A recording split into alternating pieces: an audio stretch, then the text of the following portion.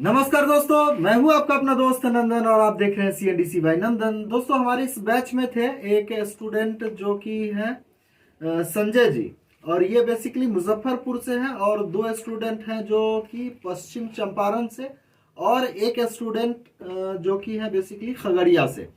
तो फिलहाल इतने स्टूडेंट का क्लास चल रहा है, बाकी लोकल भी स्टूडेंट हैं।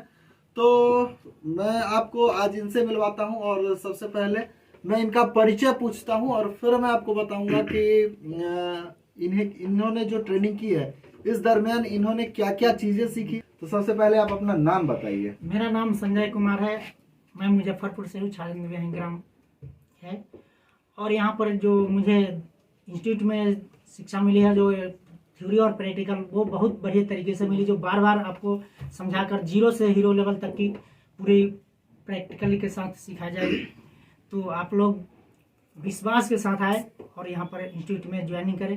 अब हम यहाँ पर अभी स्टेबलाइजर और रेफ्रिजरेटर की कोर्स कर रहे हैं, और मुझे विश्वास है कि कैसा भी स्टेबलाइजर हो या रेफ्रिजरेटर हो, डीप फ्रीज हो, डबल डोर हो, सिंगल डोर हो, और न्यू मॉडल जो इन्वर्टर टेक्नोलॉजी आया है, सभी की मॉडल की बहुत बढ़िया तरीके से रिपेयरिंग कर सकता हूँ और विश्वास के साथ कर सकता हूँ। चलिए, आप जो गांव का नाम बोले वो थोड़ा सा समझने में दिक्कत हो गई। आप अपने गांव का नाम एक बार फिर से बता दीजिए। हमारे ग्राम का नाम है छाजन दुबियाही। क्या? छाजन दुबियाही। छाजन दुबियाही। दुबियाही। अच्छा। पोस्ट छाजन हरिशंकर, जिला मुजफ्फरपुर, पिन कोड 844127, बिहार। अच्छा। तो आप एक चीज बताइए कि आप इनका जो, मैं आप लोगों को एक चीज और बता दूं कि इनका रजिस्ट्रेशन जब कोरोना नहीं था उससे पहले इनका रजिस्ट्रेशन था। जब इनका फर्स्ट टाइम आने का टाइम था, यानी कि 2019 में 20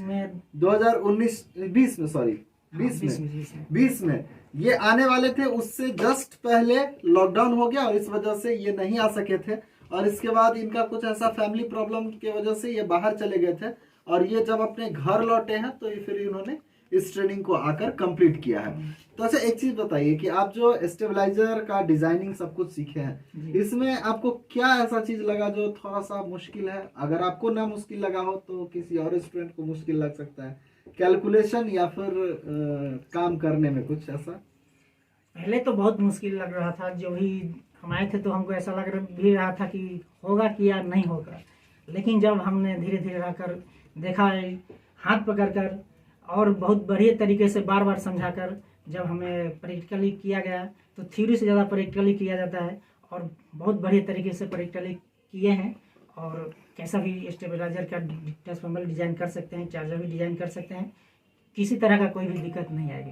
अच्छा, एक चीज बताइए, हम अपने वीडियोस में बराबर से कहते रहे हैं कि आपकी ट्रांसफार्मर नहीं जलेगी।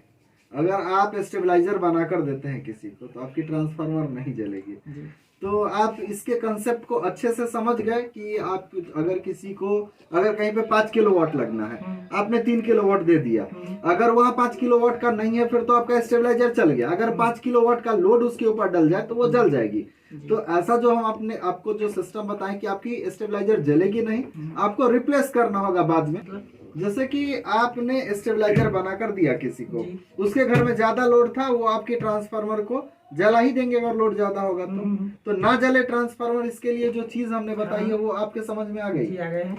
चलिए, बेसिक बहुत अच्छी तरीके से है, और ट्रांसफार्मर नहीं जलेगा चाहे आप जितना भी लोड देंगे। अच्छा, एक चीज और आपसे पूछना चाहते हैं कि रेफ्रिजरेटर के अंदर कोई खास मुश्किल तो नहीं है? नहीं, कोई ज्यादा कुछ लिखना, थ्योरी नहीं है? थ्योरी तो बहुत कम है, प्रैक्टिकली बहुत ज्यादा है। रेफ्रिजरेटर में आपको प्रैक्टिकल ही ज्यादातर है, बहुत माइनर सा थ्योरी है जो कि आप बेसिकली कुछ टूल्स या फिर थोड़ी बहुत डायग्राम बनाते हैं, बिल्कुल।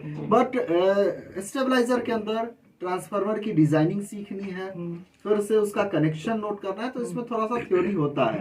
अच्छा, एक चीज और बताइए कि ट्रांसफार्मर के अंदर प्राइमरी और सेकेंडरी वायर गेज कैलकुलेशन को लेकर काफी सारे लोगों के मन में क्वेश्चन होता है, तो क्या आप प्राइमरी और सेकेंडरी का वायर गेज बड़ी आराम से जस्टिफाई कर सकते हैं? जी सर, बहुत सावधानी से और बहुत ही अच्छी तरीके से कर सकते हैं। जी बिल्कुल। तो आप यहाँ पे आए, यहाँ पे आने में, यहाँ पे रहने में, खाने पीने में किसी तरह की कोई दिक्कत? किसी तरह की कोई दिक्कत नहीं, आने में भी कोई दिक्कत नहीं। सर बार बार आपको कांटेक्ट में रहेंगे जब जहाँ से आप चलेंगे, और उसके बाद आपको सर कांटेक्ट में रहेंगे एनी टाइम, जब तक हम नहीं पहुंचेंगे तब तक। हाँ, आपको बेसिकली जब भी आप दरभंगा तक आते हैं तो दरभंगा तक आपके आने के बाद आपको फोन के अंदर कम से कम इतना चार्जिंग रखना होता है ताकि आप हमसे बात कर सके। अब ऐसा ना कि आप दरभंगा पहुंचे आपकी फोन डिस्चार्ज है, फिर मैं चाहकर भी आपसे कांटेक्ट नहीं कर पाऊंगा। तो फोन की चार्जिंग को बचाकर दरभंगा तक लाएं और फिर आप दरभंगा में जहां कहीं भी रहेंगे, बस स्टैंड, रेलवे स्टेशन, चाहे जहां भी रहेंगे, आपको पूरी तरीके से सहायता की जाएगी और आपको इंस्टीट्यूट तक लेकर आया जाएगा। इंस्टीट्यूट के हॉस्टल में इतना बर्तन और चूल्हा है कि सफिशियंट है, सब स्टूडेंट आराम से बनाकर खा पी सकते हैं। जी सर, बहुत अच्छी तरीके से सब रहते हैं और एक साथ मिलकर भी रह सकते हैं। मतलब अलग भी बनाकर खाना चाहेंगे तो कोई दिक्कत नहीं, अगर आप अकेले बनाकर खाना चाहते हैं तो भी कोई दिक्कत नहीं, आपको उतना सिस्टम मिल जाएगी। आप अपने खुद से बनाकर खा सकते हैं या साथ में बनाकर खा सकते हैं, किसी तरह की कोई दिक्कत नहीं। देखिए, व्यवस्था है कि आप अकेले भी बनाकर खा सकते हैं और सब साथ भी। लेकिन आज तक हमारे यहाँ जितने स्टूडेंट आए हैं, 1-2 दिन अलग होता है, उसके बाद सबका खाना पीना बिल्कुल एक साथ हो जाता है और काफी अच्छा एक्सपीरियंस होता है जब सब लोग साथ बनाते हैं, साथ खाते हैं। और इंस्टीट्यूट में ट्रेनिंग करने के बाद उन चीजों को अपने रूम पे जाने के बाद आपस में डिस्कस करते हैं, फिर यूट्यूब पे और भी वीडियोस, और भी लोगों की वीडियोस देखते हैं, फिर उसमें से काफी सारे क्वेश्चन आते हैं और सारे क्वेश्चन के साथ जब आप दूसरे दिन इंस्टीट्यूट में आते हैं तो फिर उस क्लास में थोड़ा और मजा आता है जी। तो ये संजय जी, और फिर इसके बाद हम और भी जितने स्टूडेंट आए थे सबसे बारी बारी से आप लोगों को मिलवाएंगे। तो फिलहाल की इस वीडियो में बस इतना ही, मिलते हैं अगले वीडियो में। तब तक अपना का खूब ख्याल रखिए। Bye bye.